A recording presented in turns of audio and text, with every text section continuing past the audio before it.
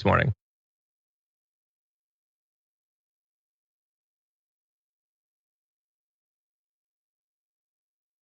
There you see the skunk holding it down, making sure it gets its medicine. No word if it's includes the skunk that I saw outside of the office last week. But you can see the needle seems really big in comparison to the size of a body of a skunk.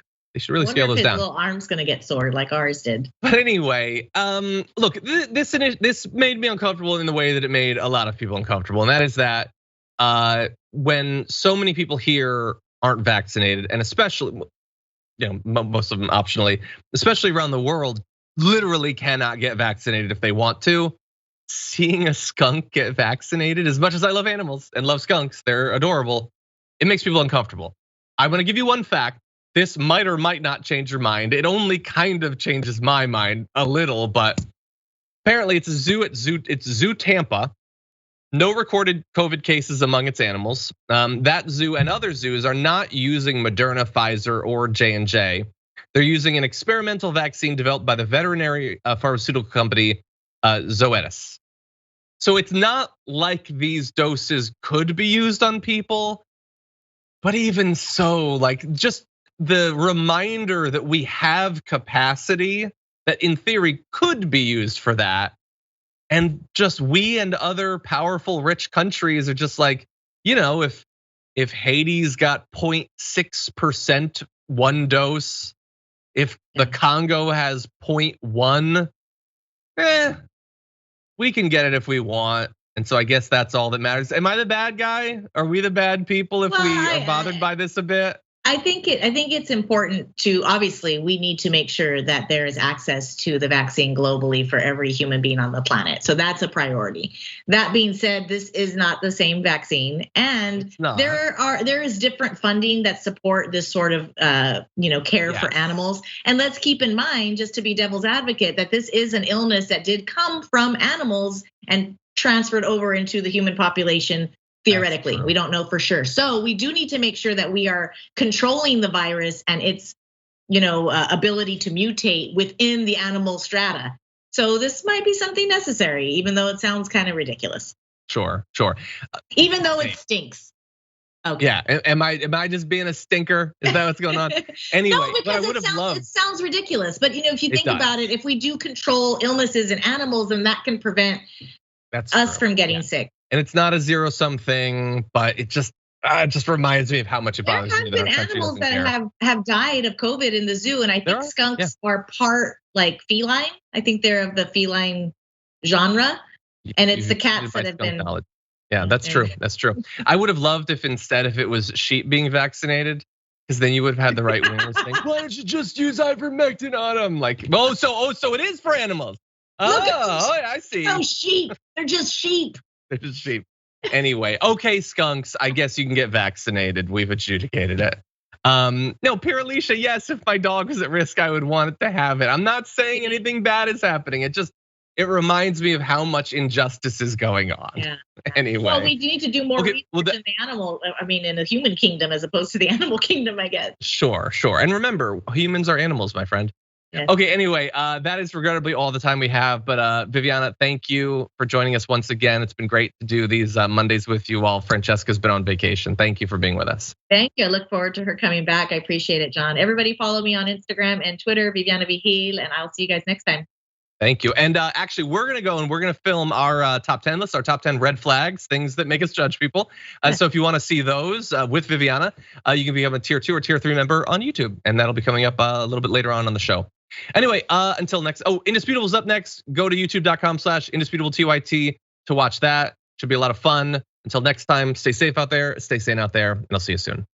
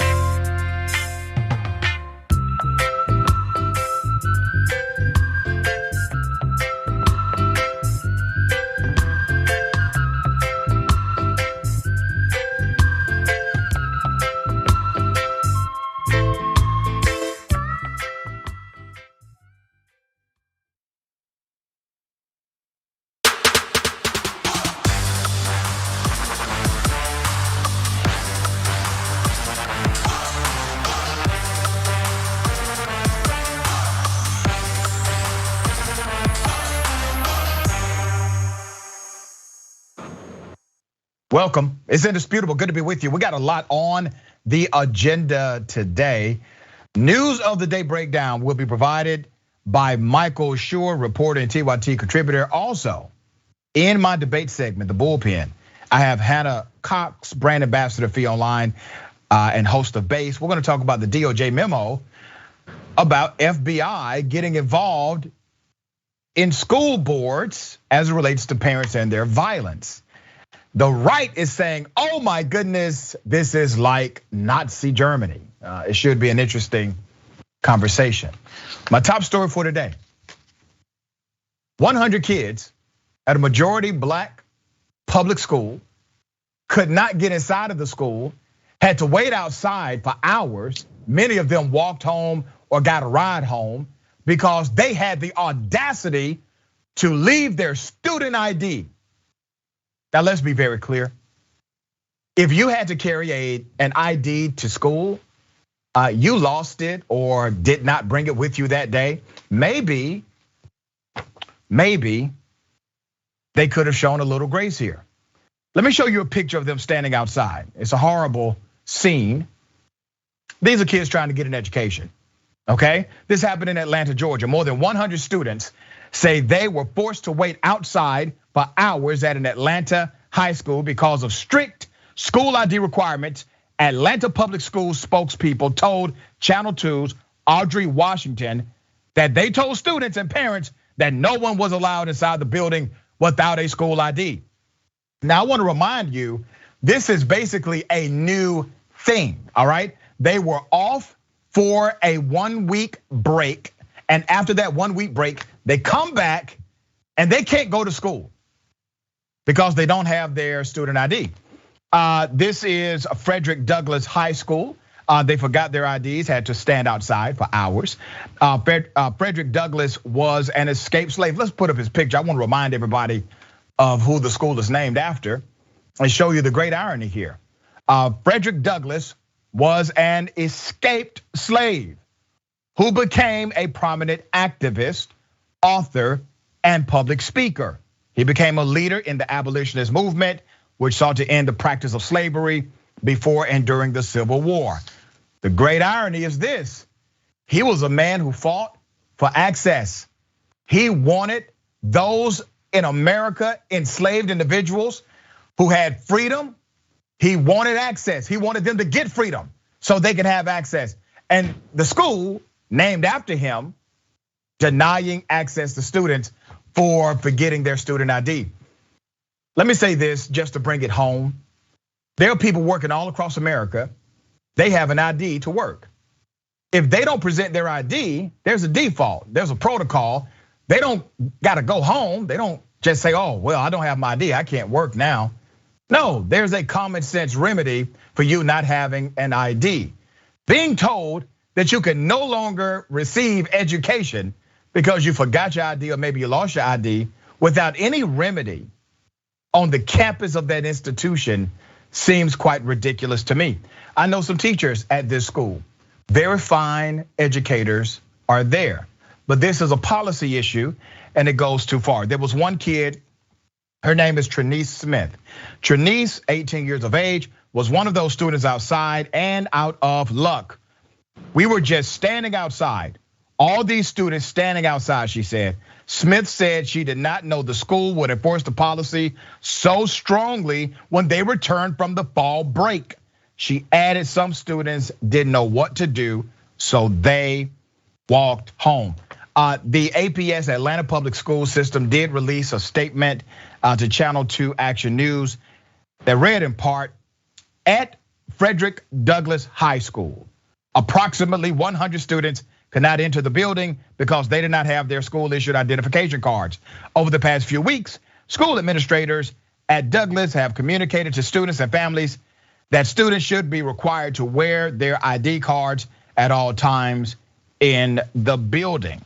Now, I want to remind you that the institution had over 90% compliance, okay? So most of the kids did comply with the mandate. Some kids forgot their ID. Officials went on to state that the added protocol was to enhance the safety and security of the school environment. They added that providing a safe and secure place to learn was their top priority. Great. They have to be inside of the building to do that, guys, okay? I just want you to know it does happen inside of the academic training moment, which you denied them that opportunity. I'm not saying don't enforce a school ID requirement. I'm saying have a damn common sense remedy at the institution. Because you know what? Kids and grown folks are going to sometimes forget their ID. Michael, what are your thoughts here?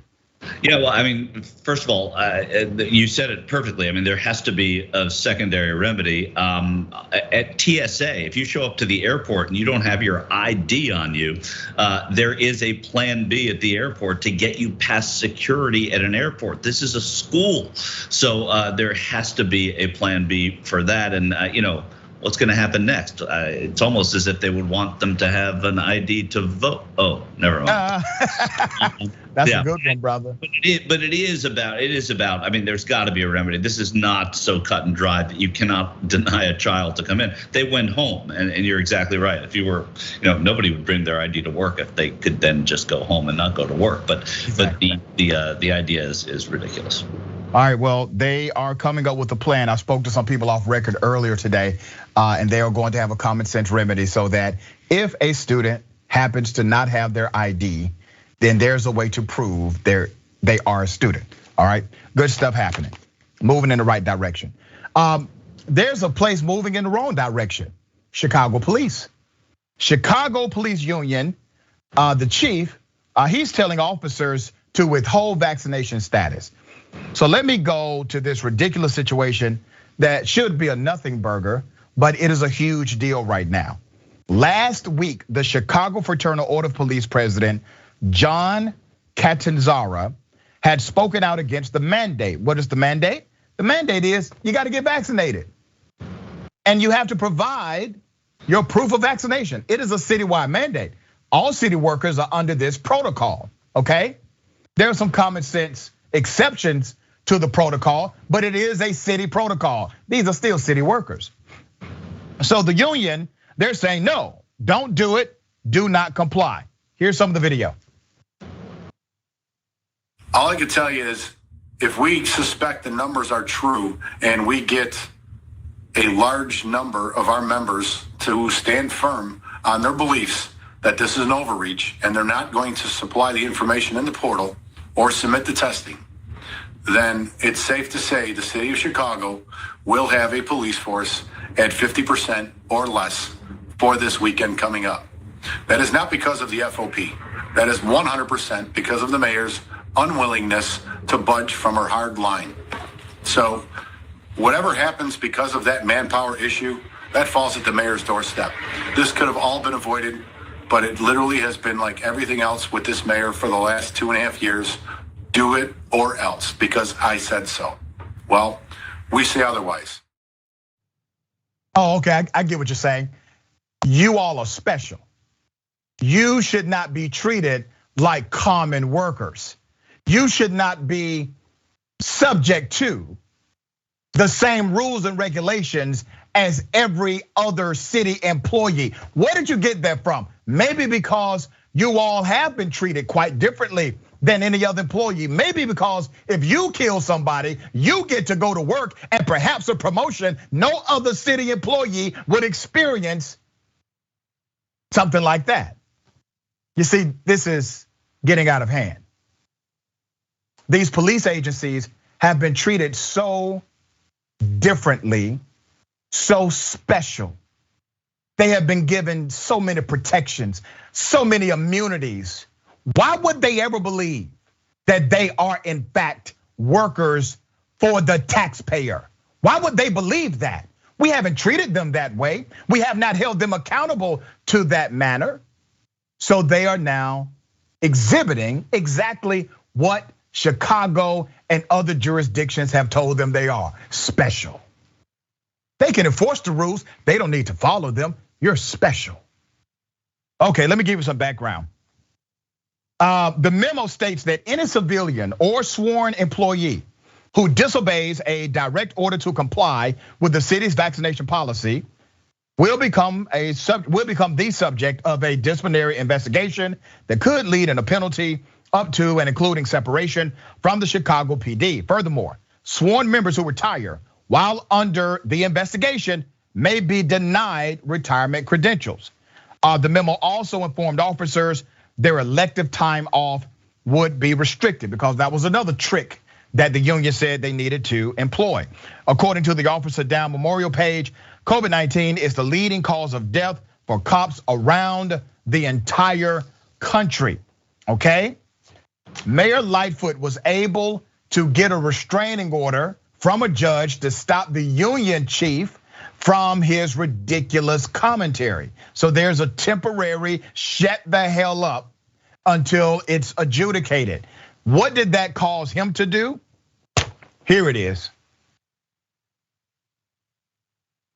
We just had a court hearing about the city's temporary restraining order to prevent me from discussing the vaccine policy.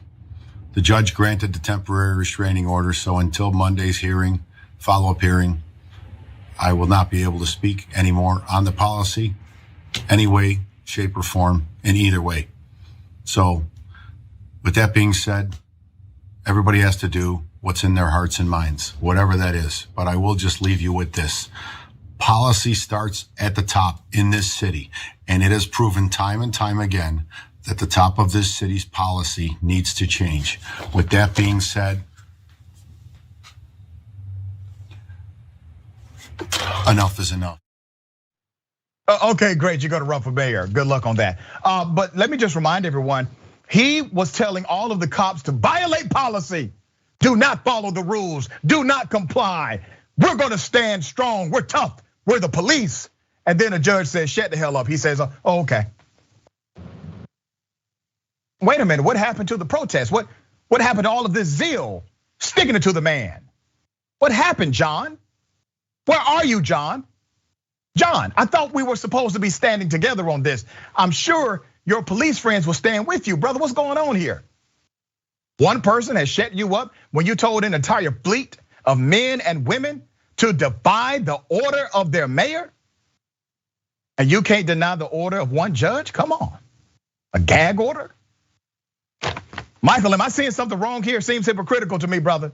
No, well, it is. I mean, they're so used to immunity that they maybe think that they're actually immune to COVID. I think that's what's going on here. But I do think that one of the things that I found interesting about the way that they approach this is that, and you hit on a little bit, Rashad, about taxes, right? I mean, if this was at Rashad Ritchie's hardware store and they didn't like your vaccine rule, I could see where they'd have rule to challenge it, to not have to be forced to disclose it in this private place of work. But the taxpayers of Chicago pay these people. They elect the mayor to make decisions about this, and those people have to abide by those decisions. Yeah, they can challenge it in whatever way they want, but they have to abide them until such a time is that it's overruled by a court, and that's not what's happening here. Yeah, very well said.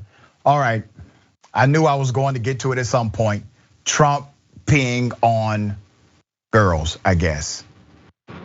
Despite Trump denying it last week, the British spy is still very confident that there is a P tape out there with Donald Trump, okay? The former British intelligence officer, Christopher Steele, I'm gonna try to get through this, okay?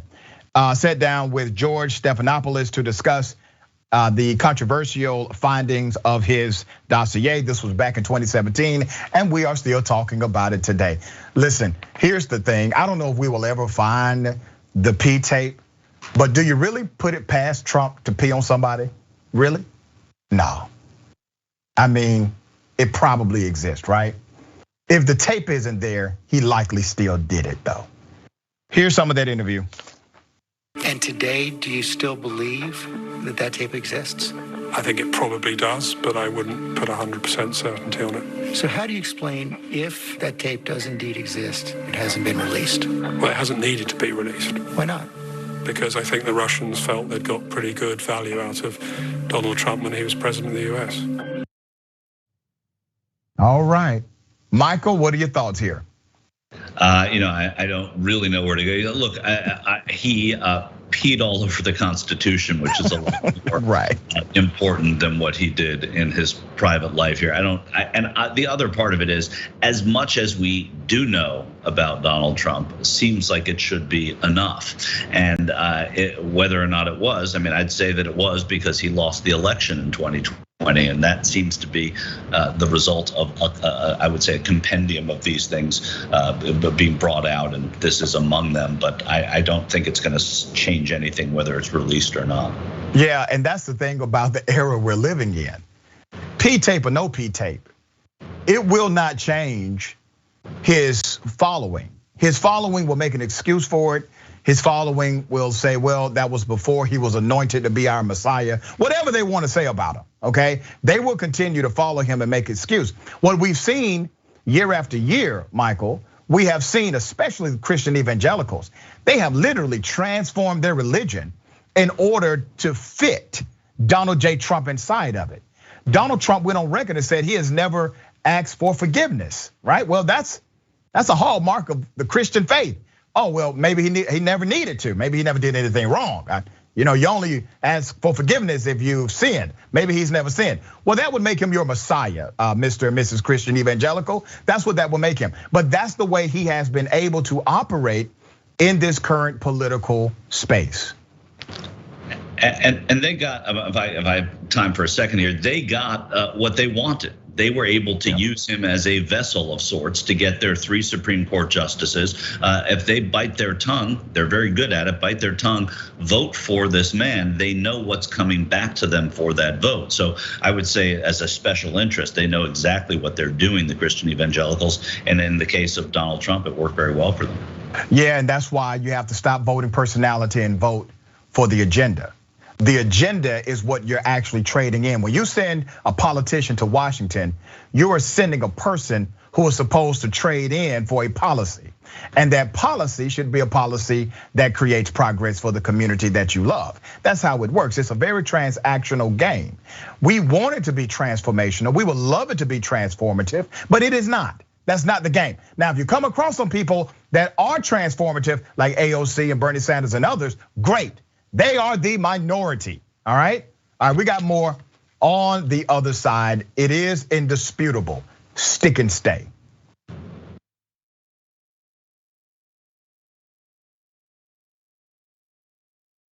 I'm old enough that I remember when Captain Crunch put the berries in there. Yay, crunch berries! And I was like, ooh, the fake berries. Remember? We're gonna try that. We did a story back in the day about how a woman sued, General Mills. She'd been eating it for 4 years, believing that it was actual berries. Yeah. She's like, these aren't real berries at all. Yeah. I'm like, I got news for you. Captain Crunch isn't really a captain or a person.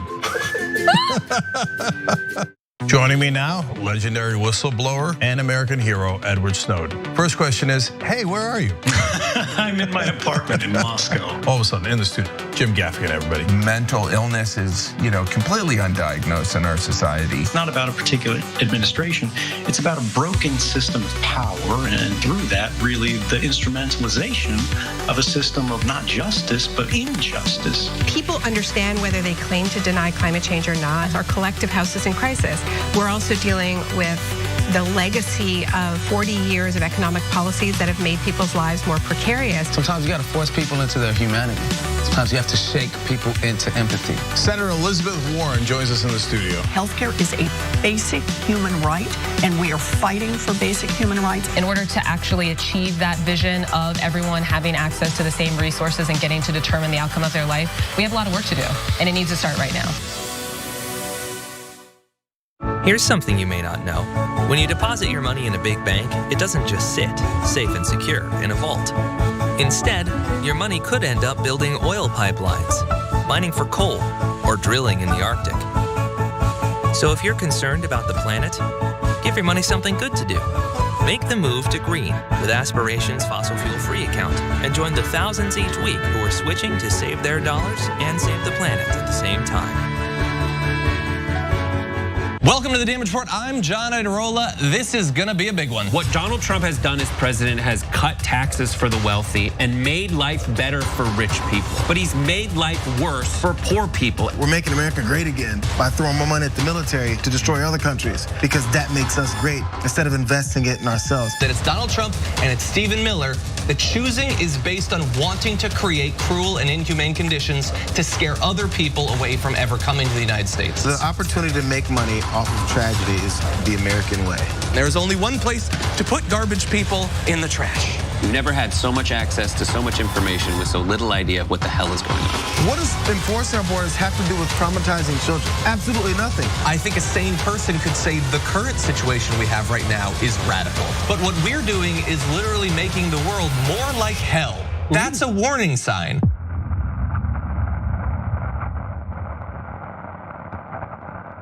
ShopTYT.com now has books. One of them is Ryan Grimm's book, We've Got People. That's a saying that AOC said, they've got money, we've got people. It's the best tracing of the AOC victory I have seen anywhere. It's the most accurate, and it's got great details. The book actually goes all the way back to Jesse Jackson and how he's the original Bernie Sanders. If you want to know how we're going to win going forward, those lessons are super important, and they're in Ryan's book. So check it out right now at ShopTYT.com. We found the perfect person to lead the army, Allison Hartson. The establishment media works hand in glove with our corporate legislators, and our corporate legislators work hand in glove with the corporation. And we're going to make it so that it's a decentralized force throughout the country so that we can quickly identify stories, quickly identify troll farms, and go in and neutralize the enemy, and then start building responsible media throughout the country and on every platform available.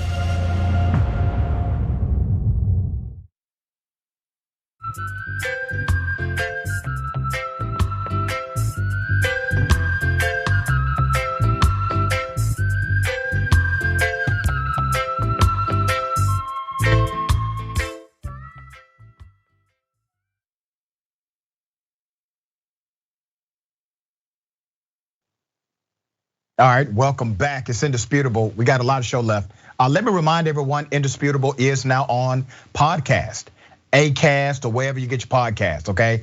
Apple, Spotify, everywhere, all right? Make sure you catch Indisputable on podcast. If you're not able to sit down and watch the show, give us 5 stars if you enjoy the programming. And Indisputable merch, we got it. I wish you Karen Wood. We got the t-shirts. We have the lady and gentleman editions of that t-shirt. We also have I Won't Stop Tees available at shoptyt.com. I'm working on the anti-Karen t-shirts. Believe me, I'm working hard on that behind the scenes, all right? Let me read some of these comments. TYT member Mickey C, the silver-haired dragon. High school students, mostly ages 13 to 18. How dare they forget their IDs? Haven't they been indoctrinated enough by that age? An adult would never forget, right? Colorado Blue Blazer regular. For anyone with the skills, you could meme Stallone's Judge Dredd screaming, "I am the law," as the Fraternal Order of Police chief. Somebody needs to do that actually, and put on the outfit, the costume that they were wearing during that movie. That'd be a nice touch to the meme. Mickey C says also, I remember the story from almost 5 years ago, and it wasn't that he peed on the prostitutes. I remember it was it was him hiring them to pee on the bed that Obama slept in. Oh man, I'm so sorry, y'all. That's what the comment said, okay? I didn't want to get that graphic. I was trying to stay away from all of that. YouTube super chat, KFZ 247. White administrators at a black school keep black students out for not having an ID. Sounds familiar. Forbesilla, I'm the first person at work. If I forget my badge, I'm outside until someone else comes. Think I don't need ID. Thing is, I think is what you're saying. I don't need ID for when, okay, I get it. The only thing I don't need ID for is when I see my PO, because they keeps a photo. Maybe the school should do that. They have a photo too, by the way, at the school. Marcus Otero, this all could have been avoided. Sounds like an abuser or a terrorist who was going to go through on some kind of violence. Yeah, he did give you that vibe, did he not? All right, Beast Nation 2009. Dr. Richard, please keep that lined up mustache and suit game tight, brother. Looking sharper than me in the 8th week of basic in the Army Air Force Blues. I doubt that, but I appreciate your compliment. Spud, release the P. Jim Garcia. Jim Garcia. It was the most beautiful P, the greatest P since Abraham Lincoln. Twitch, Lord Harlock. Sounds like voter ID laws. Yep, Jax Drax. I guess an ID is more important than an education. Well, yeah, obviously. They made a decision, they prioritized, right? Okay, Ruber, COVID deaths of cops are higher than traffic fatalities or shootings. Yep. T-minus 0. That is a video I don't ever want to see. I will take your word for it. Oh, this is funny. I think this is Ken Sai Immortal.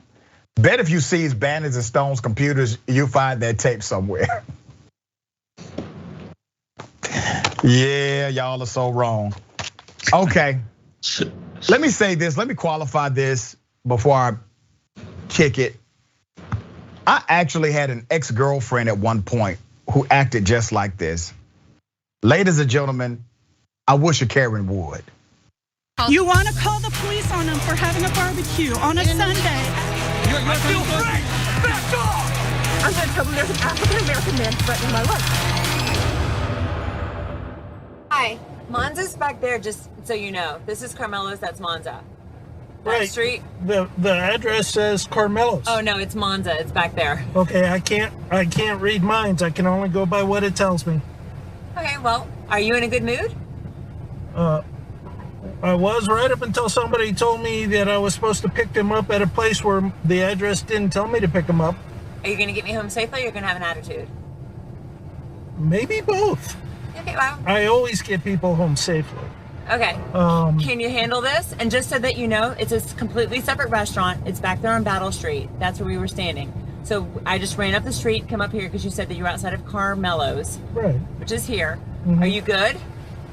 Yes, I'm good. Do you realize that the address that Doesn't matter. Are you good? Can you get me home safe and sound? Yes. Or do I You need to realize call the all address you gave me was Carmelo's? No, I just dropped a pin. It said pick up here at Monza. So that's what I'm asking. Are you going to be okay? Or are you going to have an attitude? See it right there at the Doesn't top? matter. Are you okay? Or are you going to have an attitude? I'm done. This ride is canceled. All right. You've got to be kidding me. Because the attitude I'm getting is from you. You are the first person in the history of time that has ever been upset with me or anybody, Lawrence, for being in the wrong place at the wrong time. Well, there's a first time for everything. Yeah, well, there's no more Uber, so you need to get me home. No, I'm canceling the ride. Well, one, I'm going to call the cops on your plate, and two... You're going to call the cops? Honey, For I am what? the cops. You're going to... Oh, what's... adorable. Yeah.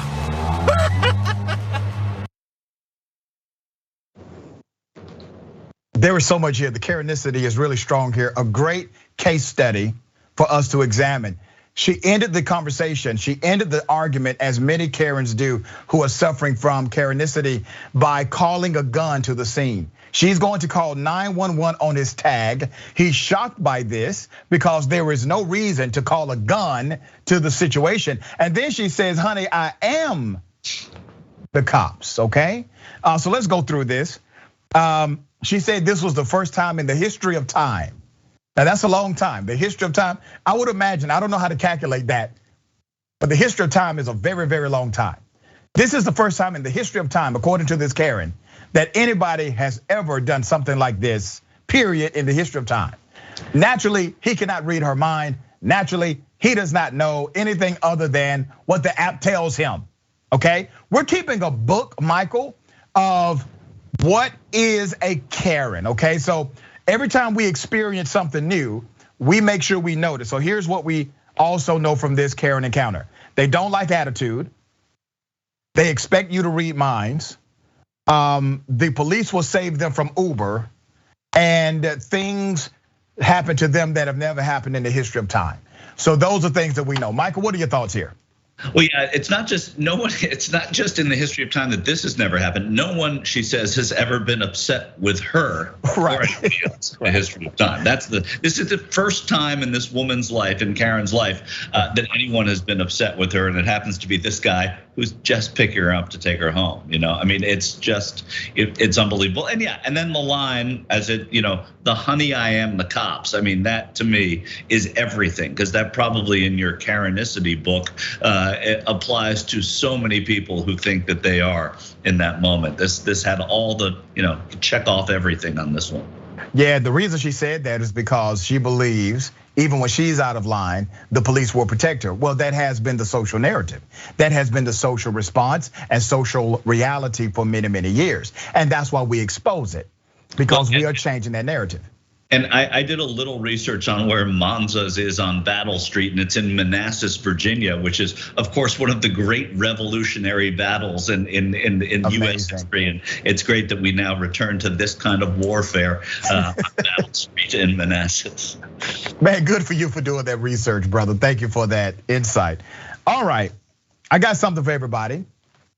Double dose. You want to call the police on them for having a barbecue on a Sunday. I feel free! Back off! I'm gonna tell them there's an African-American man threatening my life. This is mine, you can't take it. I tried borrowing yours. You didn't want to let me use it. I brought my microphone, I'm gonna use it. This is perfect, thank you. We're set up great. If you don't take the seat, the pandemic started all because humans had lost a little bit of faith.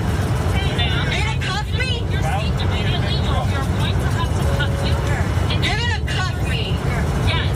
I'm right in front of my ma'am. I don't need to be taken anywhere. I don't need to be cuffed. Ma'am. I'm completely harmless. Also, I think you're all enjoying this because, like I said, I'm not terrible to look at. Ma'am. That's me.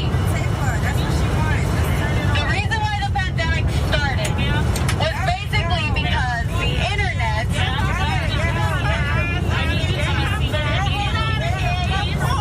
The reason the pandemic started is because nobody here has any more faith, because you're all stuck to your stupid devices and you don't even know what reality is anymore, and you depend on stupid nonsense to determine your reality.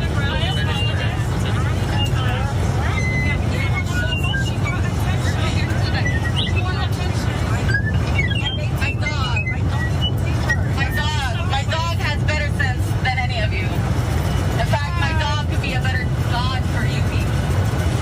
My dog is my dog. No, Karen, let me count the ways.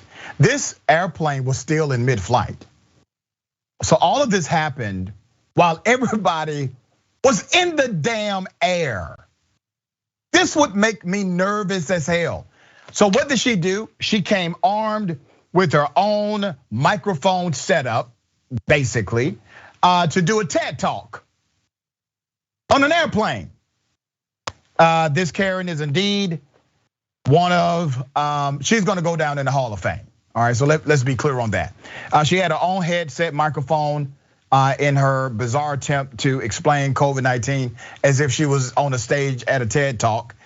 She stood before her fellow passengers with such confidence, despite the attendants doing their best to get her back in the seat. How did we get this information? We actually got it in real time. Like, this hit the world basically while the plane was still in the air, because singer-songwriter Johnny was on the plane and decided to purchase the plane Wi-Fi, the airline Wi-Fi, just to upload this. Thank you, my friend. Thank you. Michael, why would someone plan to do this? This was planned. There's no way you had that microphone set up, just happened to be there, and you wanted to do this thing. Right, and the real tragedy, of course, Rashad, is that we never really found out why the pandemic started. I mean, she just teased us the whole time. I know, she really did. It was the internet, and I couldn't find out. There's a genre of person that is so narcissistic. She even mentions, she says, basically alludes to the fact that she's easy on the eyes. I'm not hard to look at, or I'm easy to look at. I don't remember the quote, but there's such a narcissism about it that she's prepared. She knows this is going to happen. It's premeditated. She has her dog with her, and they want the attention. They don't care about the message. It's all about the attention, and it's that way for so many people who look for these. Andy Warhol had no idea when he said everybody wants 15 minutes of fame what this would turn into, and it has really exploded with the advent of the cell phone. This is one of those opportunities where Karenicity connects with the COVID narrative, and it just combines to make a big mess. Airplanes are serious machines. They can be dangerous machines. And anytime I'm on an airplane, I am cautious because I don't want something to go bad. I'm listening for things, I'm looking at things, I'm making sure that I'm safe, that I know what to do in case something does happen. And while you're in that space, Michael, the last thing you need is an out of the blue Karen to jump up and start talking nonsense while you're in the air. Damn it, Karen, do it before we take off, okay? And airplanes now, as you pointed, airplanes are a little bit safer now because of this, because she won't be able to fly on one for a very long time. Yeah, and I'm sure she got those yellow handcuffs. We don't see it, but I'm sure it did happen. All right, we got more on the other side. It's indisputable, stick and stay.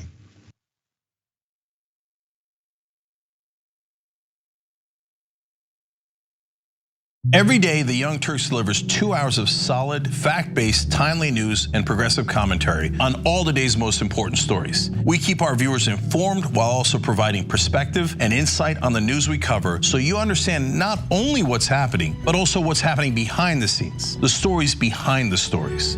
Gee, I wonder why we didn't get $15 minimum wage. Because they're all raising money from the guys who don't want to increase the minimum wage. And we play musical chairs and put these children in one awful detention facility to the next. That's what's happening at the border. The things that got him banned, he's still spreading. So presumably, I think it's reasonable to say that if you allow him back on the website, he's going to do it again. Any legal voter that we deem not willing to vote for my side shouldn't vote because it'll replace me that's supposed to vote for my side. That's not how voting works. That's not how democracy works.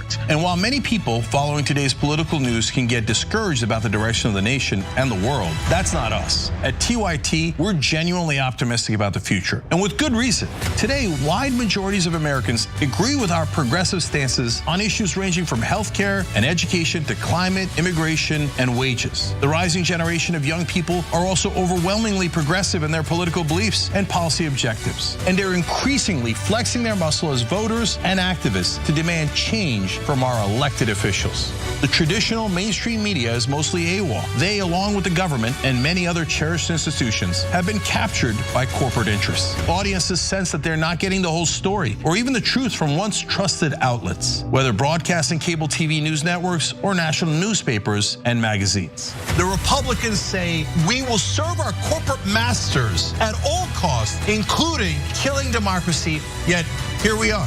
Where else do you hear that? You hear that on NBC, on ABC, on CBS? You hear it nowhere. They don't want to talk about money in politics because it's really hard to pass judgment when your media organization is funded by fossil fuel companies. The antidote is the Young Turks. Unlike mainstream corporate outlets, we're not beholden to corporate advertisers, to defense contractors, to Wall Street, or to Big Pharma. And we don't carry water for the Republican or Democratic parties. So watch us Monday to Friday at 6 p.m. Eastern, 3 p.m. Pacific, and join the thousands of progressives around the globe who tune in every day for TYT's unmatched, award-winning content and see what it's like to experience a news organization that only answers to you.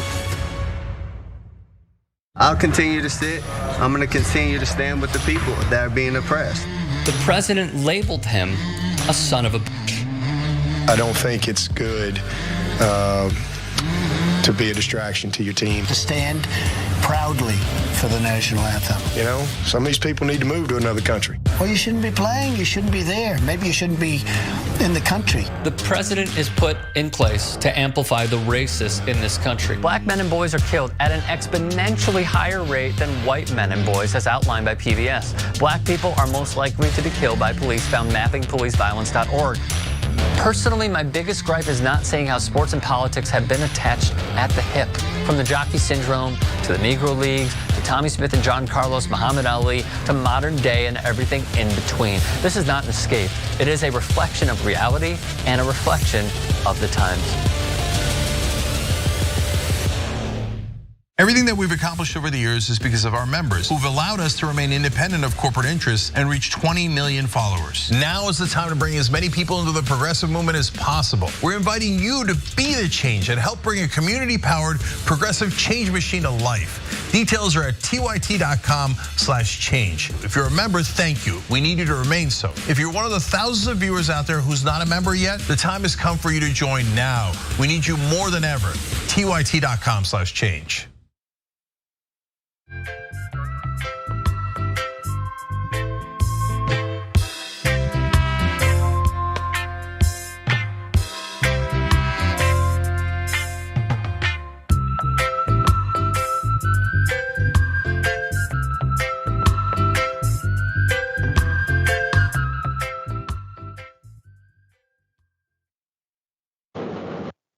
All right, welcome back. We got a lot of show left. Don't forget about podcasts, Indisputable on podcasts, anywhere you get your podcast, okay? TYT member Lynn says, I'm flying in a week. I hope the travel gods are with me and don't allow a Karen on the flight. No, but Lynn, I think you're looking at this wrong. We want you to record the Karen on the flight, okay? At least if you're on the flight with the Karen, we know that there's an anti-Karen on board, okay? All right, I Am Sock says, we need to figure out the Karen K9 relationship ASAP. That was funny. Colorado Blue Blazer regular, where is the line of people smacking Karen around like in the movie Airplane? That was just a movie. YouTube super chat. C3339409, new book title, The 10 Karen Commandments. Key to boot forever. Doc, I love how much you love your job. You exude your sincerity and joy every show you do. I love watching and listening to your show every day. Well, thank you for that. I do love doing what I do. I have a remarkable team as well. KevZ247, he knew he was dealing with a fool after that line, LOL. Archie 15, planes really need that DB Cooper set of stairs so they can throw people out like this. Pitchforks Dragon, get the duct tape. Nicolette Horades, my goodness, Dr. Richie, the things this chat makes you say. We do appreciate you for being such a good sport about it, LOL. Well, I appreciate you all. Twitch, SV Harkin, when she started to growl like a demon. Yeah. Glitteriest Lady Dread, should she have brought a ring light to amateur? All right. Shifting gears, what if I told you that there's a woman who was assaulted and then she's getting away from the assault to only be assaulted by a police officer while leaving that assault? Let me show you the video.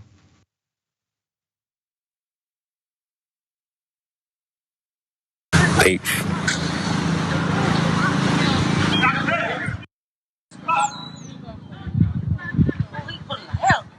Nobody record that? Oh, tripping. Oh, he got it on. You see, stuff like this really pisses me off. This woman was just victimized and then victimized again by a cop. Her name is Chantel Arnold. This was a sheriff deputy at the Jefferson Parish in Louisiana. This was caught on video by someone who just happened to be around. Notice that it did not seem right. Let's put up a picture of this young lady who was assaulted twice. There she is. Disheveled and covered in dirt. Miss Arnold stumbled down the road towards her home when an unidentified Jefferson Parish Sheriff Office deputy rolled up beside her in his patrol car. He sees that something is wrong. She's been assaulted. In the transcript of her interview with Internal Affairs, Arnold says, "I'm on my way home. I ain't make it all the way to the block. The police came out of nowhere swarming, getting me like, come here." I'm like, what's going on? "I just got beat up by 2 children." She's talking about 2 teens that jumped her. "And what are y'all doing?" Arnold said the deputy demanded that she stop and talk to him. Remember, she's a victim here. She's a victim of a crime. She told him she had just been assaulted. She tells him, "A crime happened to me."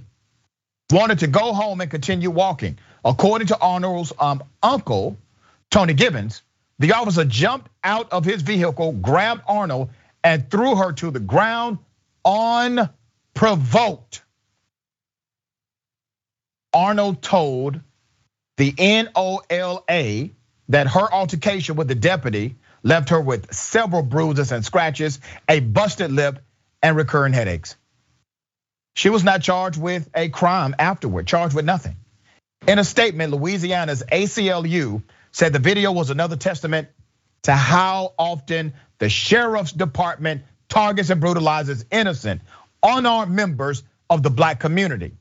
That deputy is now under investigation by the Jefferson Parish Sheriff's Office for his actions on September 20th. They're playing that game they play. We're not releasing information until the conclusion of the investigation, blah, blah, blah. They don't want to give us pictures and names.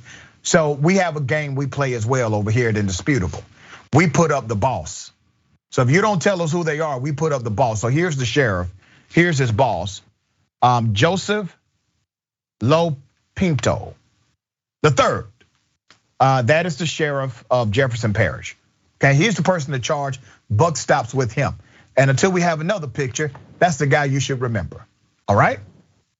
Michael seems really insane that a victim of a crime would get thrown around by her head, her hair, would be physically assaulted by a cop after she told the cop, "I was just physically assaulted." She does have a right to continue to go home. She does not have to be forced to press charges. God knows I wish she would have, but she should not be assaulted criminally by a cop because she's already in an extreme emotional state, just trying to get home. I mean, there's not much to add to what you're saying and what we just saw. One thing, coming out of the Karen conversation, right? You'd think, oh God, if we just didn't have cameras, if we didn't have these things, these people couldn't get those moments of self-sought fame and get the attention that the Karens get. Then you see a story like this and you say, thank goodness we have cameras, because starting with Rodney King at the advent of videoing these incidents, imagine, you don't have to imagine, and in your community, it's gone on for centuries, really. Yeah. That knowing that this has been going on and now we can document it, and now we can go after the people that work for Joe Lopinto and the people that are doing these things to other innocent people, and that's the benefit of having these cameras. So I wouldn't trade it for a thing.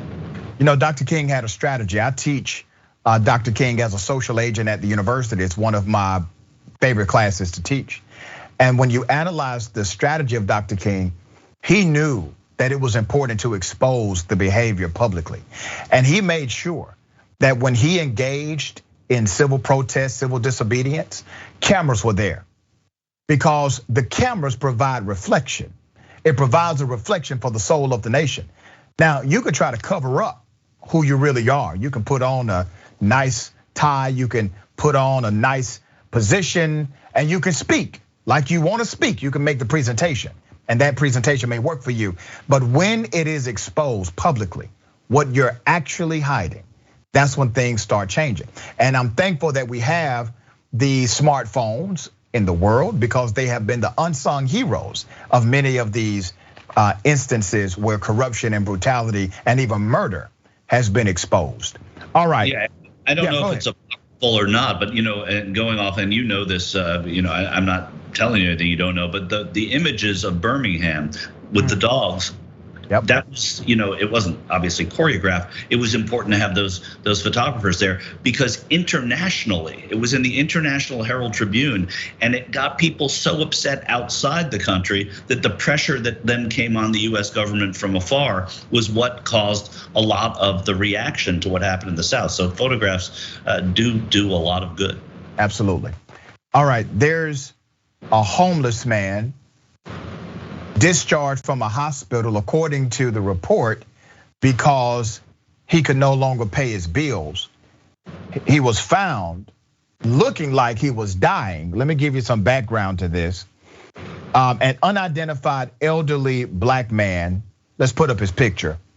An unidentified elderly black man was found on a sidewalk in Conyers, Georgia. That's a suburb of Atlanta, with medical tubes still attached to his body after being discharged from a hospital nearby because Medicare would not continue coverage for his treatment. So that's one issue.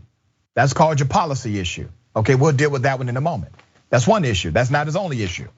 68-year-old man was discovered collapsed at the Piedmont Rockdale Hospital Thursday, October 14th. According to a 911 caller, he appeared unresponsive and in need of medical assistance. The caller said, and I quote, "Poor guy. But he probably needs an ambulance and not." The 911 caller said, according to WSB TV, "It's right in front of the Piedmont Rockdale emergency entrance." Conyers Police Deputy Chief Scott Freeman told reporters that according to hospital employee, the man was in the hospital's care for 35 days for unidentified treatment and was cleared as, and I quote, "fit to leave" by 2 doctors when the hospital was notified that Medicare would not continue paying for his care. He was dressed by security, who then escorted him off the premises. Here's what I gotta say. If security has to dress you, you probably are not well enough to leave the damn hospital if security has to put your clothes on for you. The man didn't even make it beyond the entrance. He fell out right outside of the entrance of the hospital. It gets deeper. When medical responders arrived to treat the man after the 911 call, he was found to have sepsis, a high heart rate, fever, urinary tract infection, and possible bladder infection. One of those is enough to stay in the hospital. One, he had all of that. And that's just from their preliminary examination. He had all of that. Common sense dictates that you do not treat human beings the way that we're seeing in this particular case, said Freeman, who plans on filing a report on the incident with the Georgia Department of Community Affairs. This man is laying out on the sidewalk unresponsive, and this is how they brought him out. They escorted him off the property and just left him on the sidewalk. This is inhumane. This is not who we are as a city, as a county, or even as a country, or it should not be. Who's talking up for this brother? Who's talking up for him? The deputy police chief. That's the deputy police chief talking up for this person.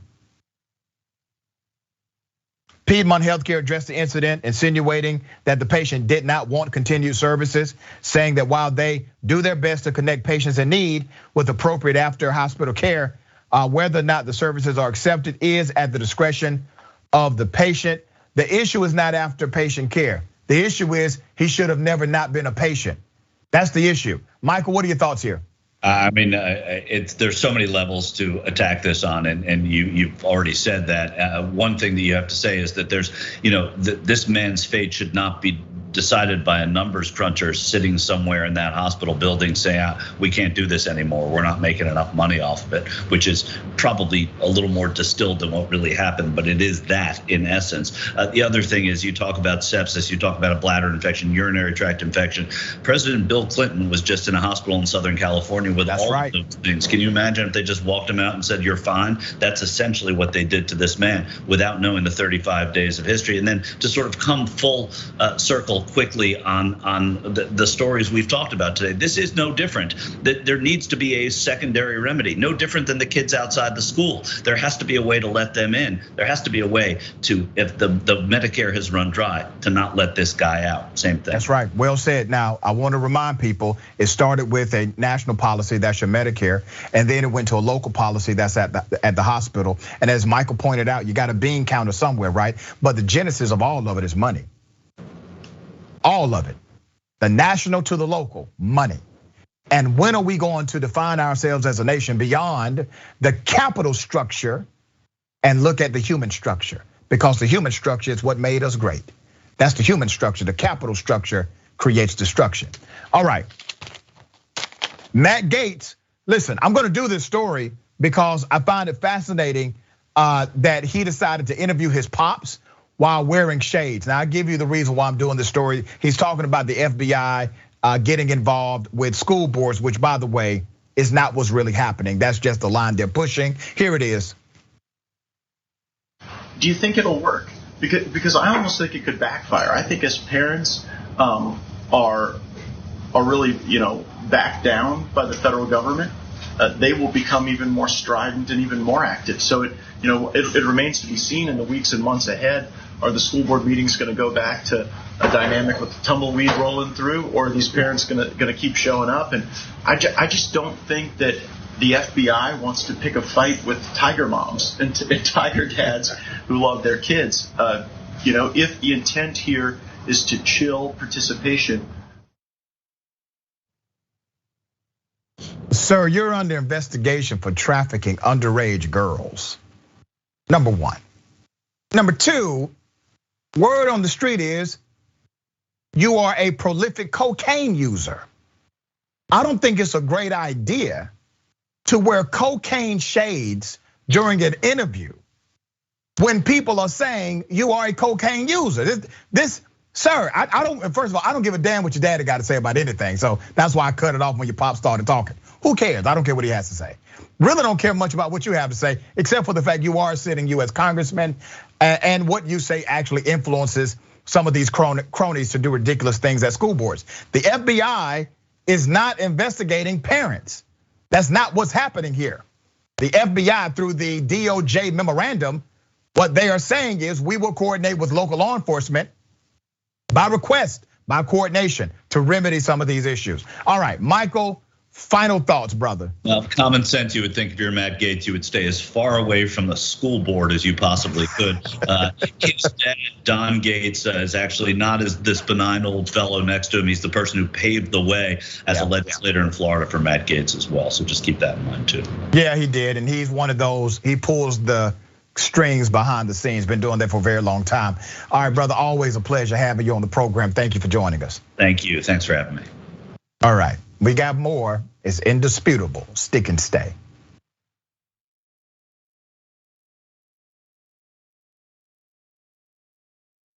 You know what the progressive movement needs?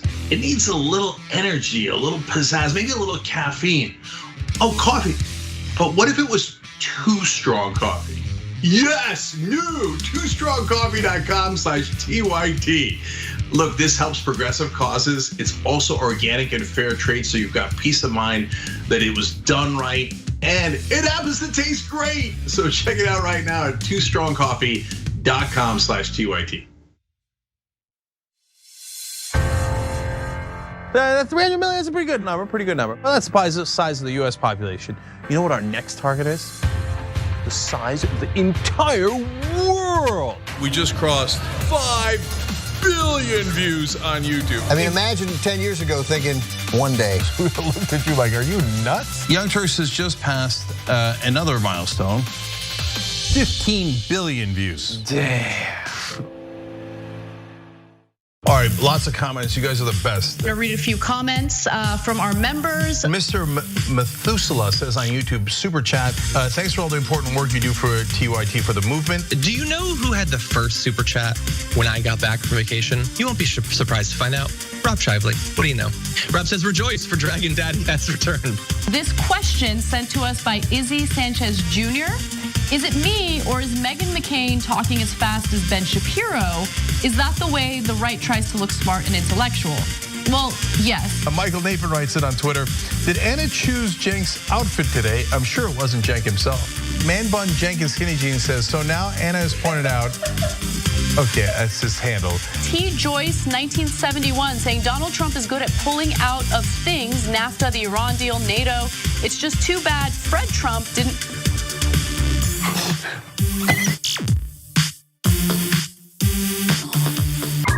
All right, let me do a little quick plug here. It's not even a plug, I'm bragging, okay? I'm bragging, watch me. We have a channel on YouTube, a whole channel devoted just to the Young Turks. It's badass, right? Wow, man. I can see the voice. You guys are rock stars. Unbelievable. Senator Sanders, welcome to Rebel Headquarters. Man, you guys are amazing. We gave you what you wanted. Okay. Speaking of shirts. I have a surprise. You reached a lot of people. You are the Young Turks. And we have spread that progressive message wide and far. Let's keep it going.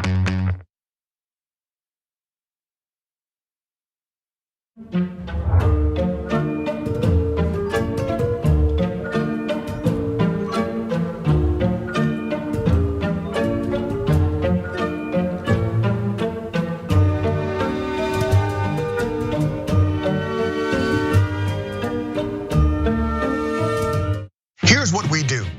We go beyond the headline.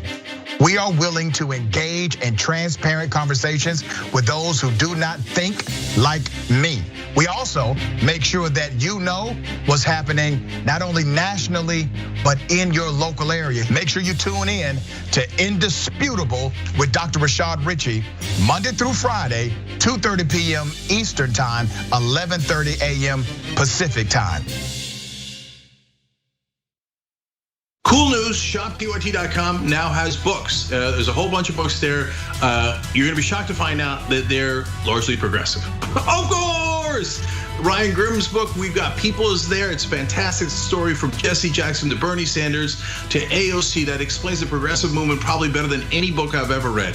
Speaking of awesome books, my dad's got a book out called The Original Young Turk, where he goes from the poorest olive farmer you ever met in your life to living the American dream.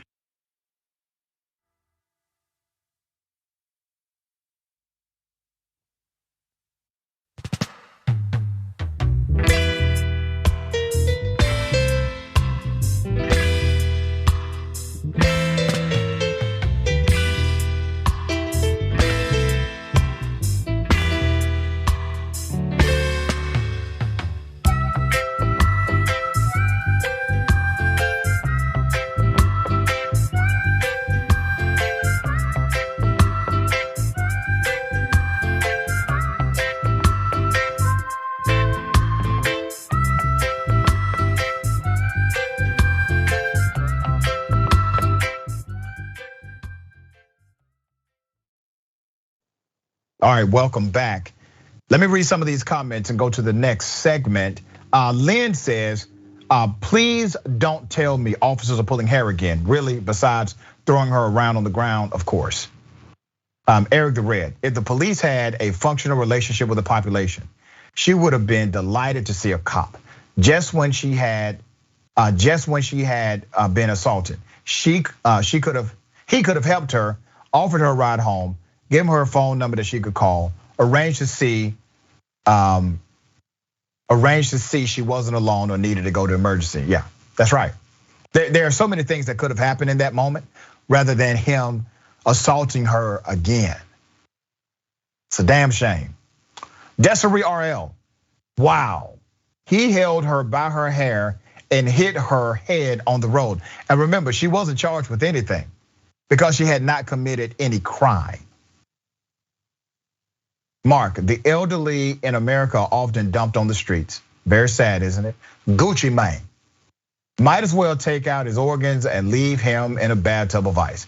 I mean, they're one step away. Stoneflower Dragon. If they had Medicaid expansion, that would have not happened. See, once again, a policy issue, right? You agreed with you, I agree. R. King Juan Garcia, poverty care. Most hospitals have poverty care. If you can't pay, shame. He probably qualified for Medicaid, that's right. Forbesilla, the charges against Jermaine Vaughn were dropped.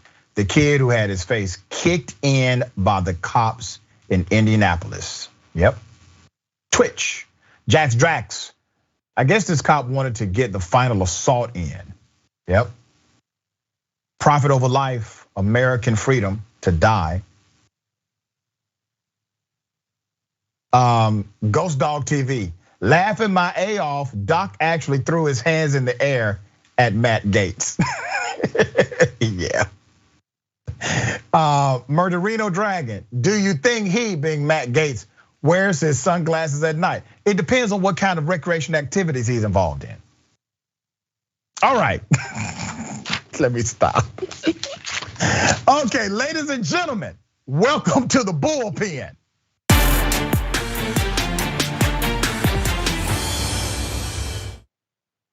In the bullpen, she is back. Hannah Cox, brand ambassador, Fee Online, host of Base Fellow, AFB Virginia, has a remarkable and extensive resume. And we're glad to have her, even though we're probably going to disagree on everything. How are you, Hannah? I'm good. You think we're going to disagree on everything today? I said probably. We'll see. We might have some things in common. We'll see. We'll see. So let's check it out. We're going to talk about the dynamic of DOJ getting involved in what's happening around the country as it relates to school boards and parent conflict and violence and also threats. I don't want to presume what you know or believe about that, so the floor is yours. All right, so I've got three main issues with what's happening right now, and they kind of go in order of importance, so hang with me. First problem I have is this isn't a federal issue. This is jurisdictionally not the FBI or the DOJ's department. This should be a local level issue. If there are threats happening locally, that should go to the local police. They're more than equipped to handle them. Since when do we see the FBI get involved over something like threats? As a woman who's worked with people in domestic violence cases and a woman who's worked around mental health issues, I promise you, we see threats all the time and we can't get any kind of response. But when school boards come and say this, within 5 days, we get a response from the DOJ. If you've spent any time around the criminal justice system whatsoever, you know that that's pretty much unheard of. Things simply don't move that quickly. To me, that says there's some coordination with the administration, and that's fine. Everybody plays politics. But at the end of the day, this simply shouldn't fall under the FBI. Second issue I have is the order is too broad. We know that if you actually cross a line with threats, if you're looking to incite violence and have an imminent threat, then that is no longer protected speech. And that's something that should be investigated, and we should all be concerned about violence.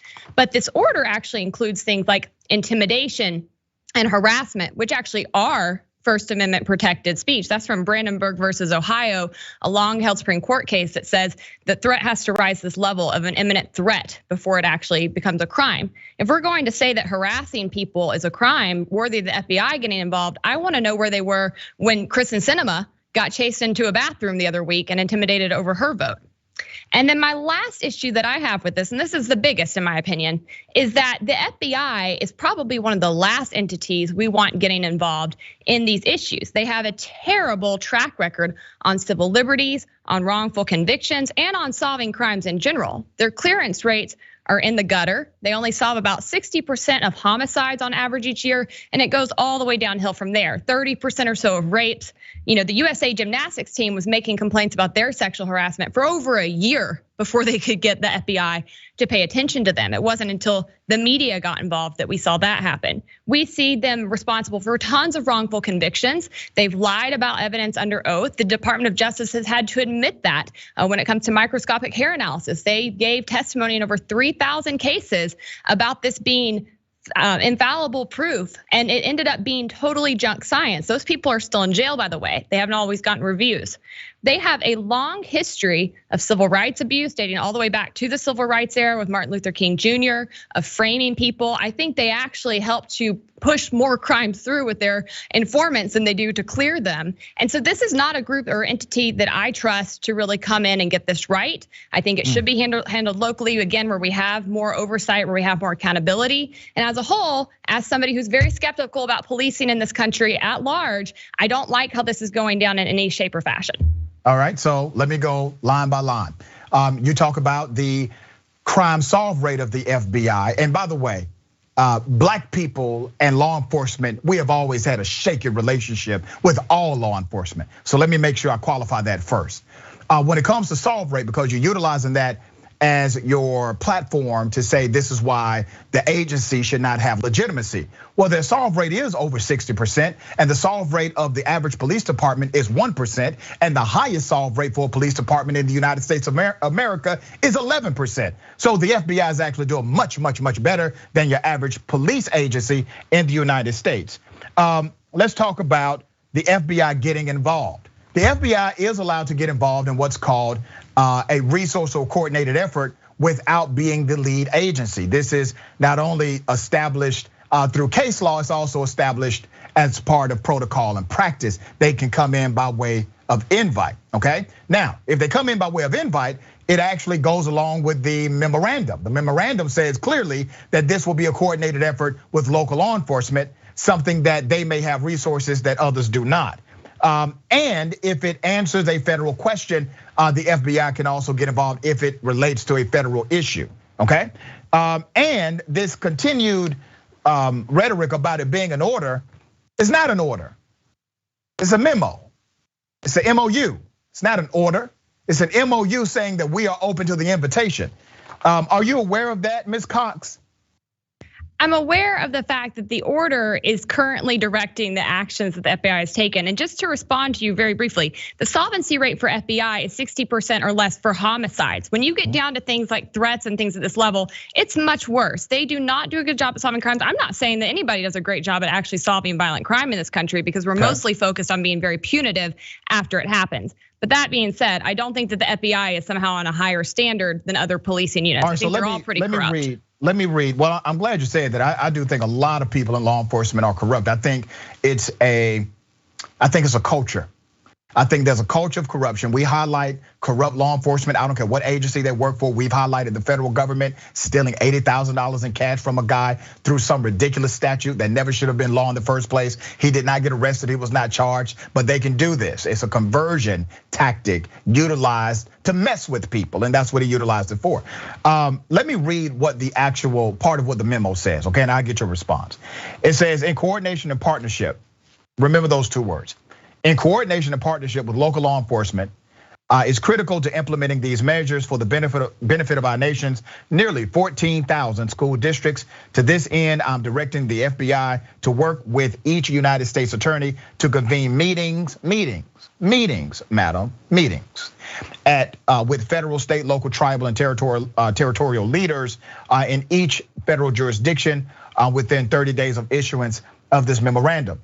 So the order is to have a meeting. That's what the order literally says. I'm telling them they need to start meeting so that there can be a level of coordination. Now, that is a far contrast from, let's say, Governor DeSantis, who said, and I quote, "Frankly, I don't think we've ever seen anything like this in American history. Are you aware of any time in American history when an attorney general has directed the FBI to begin to intervene in school board meetings?" That's not what the memorandum says. Or House Minority Leader Kevin McCarthy, who said in an interview on Fox News, and I quote, "Now the FBI is trying to silence parents." That's wrong. Once again, not what the DOJ says, not what's inside of the actual memorandum, and it is not what the practice has been, nor will be according to those who are in local law enforcement and the federal government. So why is it that you have these politicians on the Republican side who have significant platform saying things that are contrary to what the order says? Well, listen, I don't think you can ask me to explain what Republicans do. I'm not one. I'm a libertarian, and they do all kinds of weird things over there, okay? So I don't know why they say what they say, but you libertarians like DeSantis, though. So let me just go to DeSantis. No, we don't. I have a guy. Let me tell you this. Do you know Trey Rader, former congressman out of Florida? No. Trey Radel, he was a Republican when he was in Congress. He's a radio guy. He's on Fox News often. He does a Fox-owned radio station in Florida now. But he's a libertarian and he's besties with DeSantis, used to be a former congressman. And I said this to him because none of this made sense. And maybe you have much more intellectual integrity than he did. I said, man, how can you be libertarian and be okay with all these damn executive orders? That doesn't make sense to me. Am I right on that? Okay. You're right on that. And actually, I think true libertarians are mad. Like, listen, this is off subject, but as a true libertarian, I'm against mandates, but I'm also against what DeSantis did coming in and telling private businesses that they couldn't have mandates, right? Like you've got to be honest. So DeSantis to me is just a mini Trump. Like I don't see a whole lot of water between them. So I know that's another subject. But for me, the problem I see with the FBI coming in, and again, what you're reading right here is according to the FBI, according to the government, according to the police. We know how these people actually function versus what they say they're doing, what their talking points are. And what we do see is we're not seeing local law enforcement saying we're overwhelmed, we need help. We saw the National School Board Association, again, issue this memo that got a very quick turnaround by the Department of Justice. 5 days is just unheard of, even for top crimes, over alleged threats. So far, those alleged threats have produced only 2 arrests, no prosecutions. We'll see if they actually go forward, if they actually result in a conviction. But as a whole, the idea that the FBI is going to direct resources to this when there is such a small scale of it happening versus letting local law enforcement happen, I do think is meant to intimidate people. And again, we know, and I'm not saying this as a partisan, I'm saying all the way back through their history, we have seen the FBI used as a tool, as a political weapon to silence dissent, to label political opponents as whatever is disfavored at the time, all the way back to the McCarthy era when anybody who was protesting was labeled a communist and investigated. This is what they do. This is how they use the FBI as a political tool, and it doesn't matter who's in power, they do this, and it's wrong, and it should stop. And this is my issue with them. Let me respond to that. And let me tell you, I have a different perspective from you because I have a different set of 3 E's: experience, exposure, and environment. During the 60s, when local law enforcement and state governments were implementing all of the Jim Crow laws and also lynching black people during their state allowed by statute 1-day trials. When they were doing these things, it was protected by state law or local jurisdiction, right? FBI got involved. Well, people made the same argument back then, saying they have no jurisdictional authority. Well, the FBI had a big jurisdictional showdown with state governments and local law enforcement because technically the laws had not caught up to the civil rights issues that Dr. King and others finally got passed, which created your statutory language and your infrastructure for FBI involvement in things related to civil rights. However, before that happened, Ms. Cox, the laws simply said this was a state issue. And the FBI got involved. And we know what happened with FBI involvement. It was more exposure. And I'm not saying the FBI isn't a roller coaster of tragedy and some triumph. So I understand your point on that. I want to ask on that though, because what I know they did. Let me finish. My point is that if you say, okay, the FBI is horrible, are you also saying that local police, that they've done it the right way? Because to me, you lose me in the argument if you make that contrast. So I want to ask first before I answer you, I'm a little confused about what you think the FBI did under the civil rights era, because what I know that they did was label Martin Luther King Jr. a communist, start spying on him, start framing him for crimes, start putting out propaganda that undermined his leadership. This is what I know of the FBI and the civil rights movement. So I don't really know what you're talking about when you say that they came in and helped. Let me definitely respond to that. The FBI under J. Edgar Hoover was a corrupt organization with his henchmen. He had a select group of individuals that illegally spied on people, that put out propaganda, leaked information to the press. That is a real or was a real operation. You also have an FBI that got involved and arrested and also charged elected officials. They were able to investigate issues related to hangings, lynchings, and they brought some people to justice that never would have been brought to justice by that local jurisdiction or that state. You had some governors who got involved in protecting individuals who were members of the Klan, but also sheriffs or a police chief at the same time. It was because of the federal government's involvement that they either had to resign or were arrested during that era. My point to you is, you can't say one agency is bad and these other agencies are good. All of these agencies come from a similar background and corruption standard, because in order to be an FBI agent, typically you've been a cop somewhere before. So you don't get immunity from that community or that connection. So if you're saying the FBI can do absolutely no good, fine, I get your point of view. But you have to also throw in how local law enforcement has failed time and time again as it relates to issues like this and others. No argument there. I'm not trying to say that they're better than the FBI. They're not. I am saying that jurisdictionally, these issues do not rise to the level of FBI. And I think when you get into things like lynchings and Jim Crow and the mass atrocities that were happening in our country, then we can maybe have a conversation about the FBI getting involved, right? When we're talking about threats, which we've seen very little evidence of, and again, which have only produced 2 arrests, and the FBI and the DOJ directing their tremendous resources to focusing on this versus solving all of the actual real pressing crimes we know are going on right now, that's fishy to me. I don't think that adds up. Again, I don't think this is something that local law enforcement can't handle. To me, this is a politically driven thing. And listen, we know that school board meetings have been lit this year. Parents are mad, they're upset, and I think a lot of them have a right to be. But Hannah, think about it, sister. I want you to really think about this. The memorandum is not a jurisdictional order. It is not that. It's being characterized as that by Matt Gaetz, by others, including Governor DeSantis. They're saying, oh, this is an order against parents. The order doesn't say that at all. If it's an order of any sort, which is not, it's only an order for a meeting. It says that we want you guys to meet with each other. We want local law enforcement to meet with the Attorney General of the state, to meet with the FBI.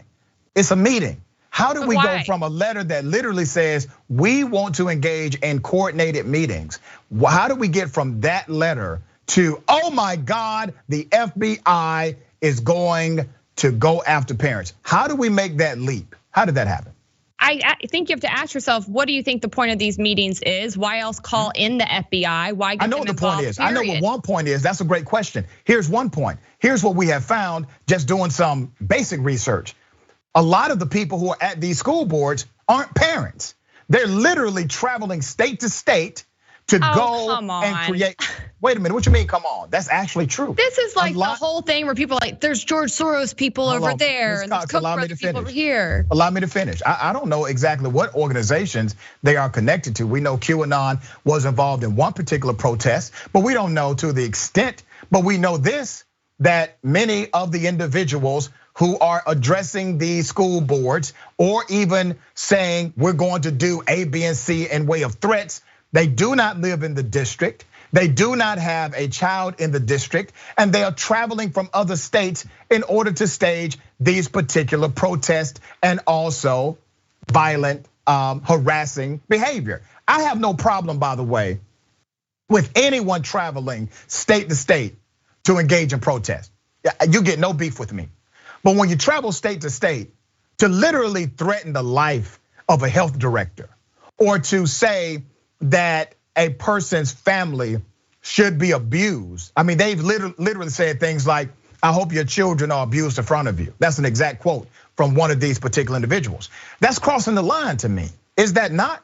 No, I get people say that to me on Facebook every day. And again, constitutionally, it's not. It doesn't rise to the level of a threat for someone to say, I could say online right now, I want to overthrow the government. That's not a threat unless I start making plans and organizing and there's an imminent threat. Well, that's constitutionally protected free speech. Thank you for saying that, because in order to find out if you are making plans, there has to be a level of surveillance and investigation. How many times have we seen a person who went into a school, shot up a bunch of our children in our country, shot up kids, and the FBI says, oh, there were warning signs. We actually red flagged this person a year ago. We had them under surveillance for 1 week and decided not to continue to follow them. We've seen that happen, Ms. Cox, where if they would have stayed on their jobs, those school shootings would not have happened. But before you can get to that place, before you can stop it, you must use common sense in order to investigate and observe. And who has the best resources for that nationally, especially if these groups are traveling state to state? Well, the FBI does,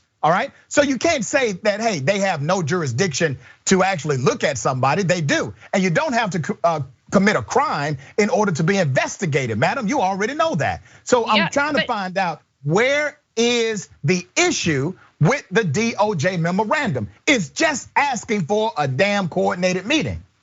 I think you just brought up so many issues. I'm glad you touched on some of this, because despite all of their surveillance, despite all of their investigation, despite everything they do that actually strips people of civil liberties, they're still really bad at stopping crimes or even clearing them after they happen. They're not good at it. But still, and it's not enough to say just because the FBI has better resources that they get to come in and start investigating people. That does not rise to this level. And again, I have to ask you, if we're going to say that saying things like this at school board meetings rises to the level of threat that the FBI needs to come in and get involved, then where was this energy for Kristen Sinema the other week? Where was this energy when Rand Paul got beaten up by his neighbor or was attacked in the streets by? So is your argument today that if the FBI would have investigated college students that walked into a bathroom, that it would make all of these other investigations or potential investigations? Let me say this, sister. It's quite different. You have college students who followed a senator into the bathroom while being fully recorded, and that was it. This is different. You have literally a movement going across the United States of not just parents. I mean, parents are involved in this, but you got a lot of agitators. You have people that have no school-age children in the district. They don't live in the district. Hell, many of them don't even live in the state. And they are, in fact, threatening others. They are running school officials off the road. We have the witnesses. We have the police reports. We have the here's a wanted poster of who did this. That's a problem because it's happening nationally. These things are not isolated. The movement is national. The movement's national. I've seen absolutely no indication that these are paid actors. These people, it's a movement traveling state to state. And I have to say, as somebody who works a lot on both the left and right, every time there's a movement like this, and I'll include the BLM protest last year, I heard everybody on the right saying, oh, they're paid actors. No, they're not. They are people rising up. I haven't said that. I don't know where that came from, paid actors. These people are legit. These people are serious. And yes, some of these individuals, by way of coordination meetings, they should be investigated. Here's practically what would happen, Hannah, since you put so much faith in local law enforcement. The way the actual memo is written, it says it has to be coordinated with law enforcement.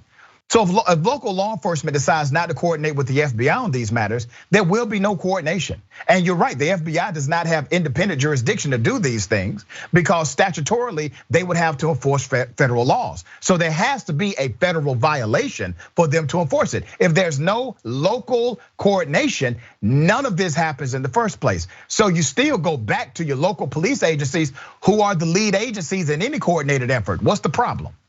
That's actually not correct. Oftentimes when the FBI gets involved, they are no longer the coordinating agencies, and they don't have a lot of authority to push back on them. Do you remember the DC sniper? That's not true. You remember the DC sniper? Yeah, vaguely, I was a child. Okay, all right. I want you to research that case because to this day, many people believe it was led by the FBI because the FBI was involved. The FBI was involved because of their resources, tactical understanding, and some know-how. But it was the sheriff, the elected sheriff of the county that it first started in, who remained in charge of the task force and the investigation. Just because the media got it wrong does not mean it's practically wrong in the application of the investigation. So I would encourage you to go back and look at the DC sniper shooting.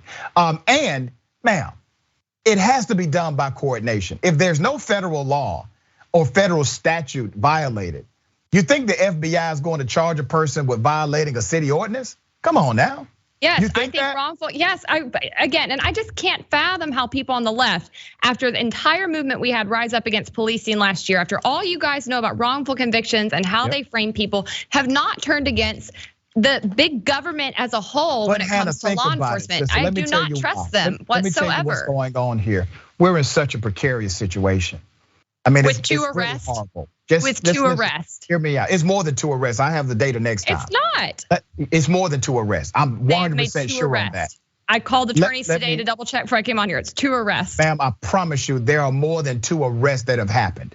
Now, the issue that we have in our community is that we're damned if we do, damned if we don't. We don't have some kind of blind trust as it relates to the FBI. We don't have blind trust as it relates to any governmental agency or those in law enforcement in particular. But here's what's really happening. This is the practical reality we have to deal with, especially as black people.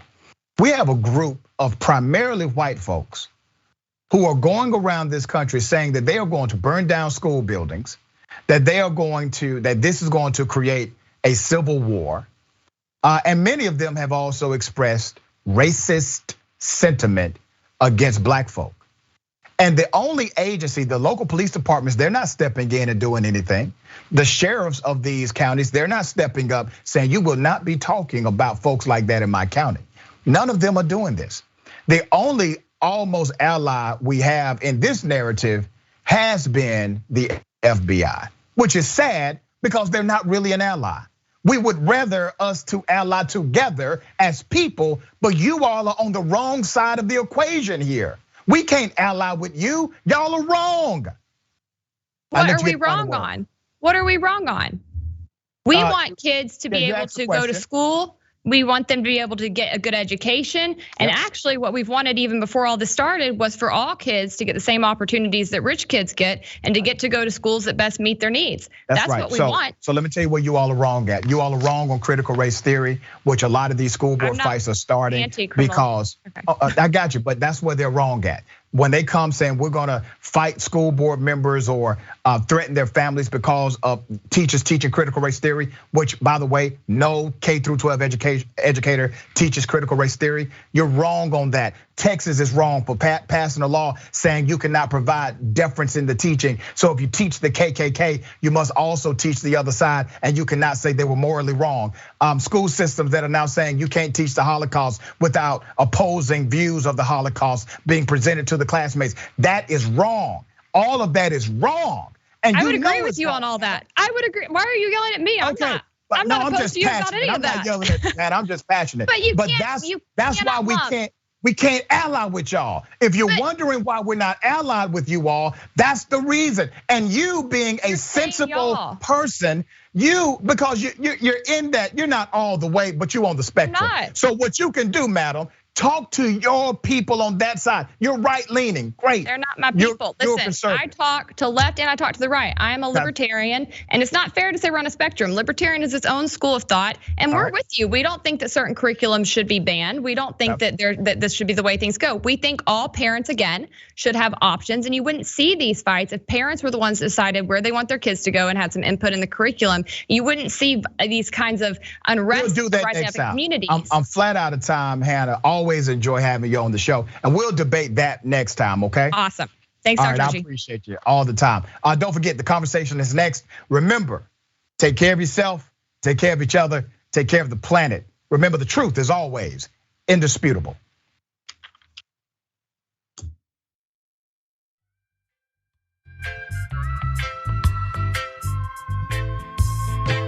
Into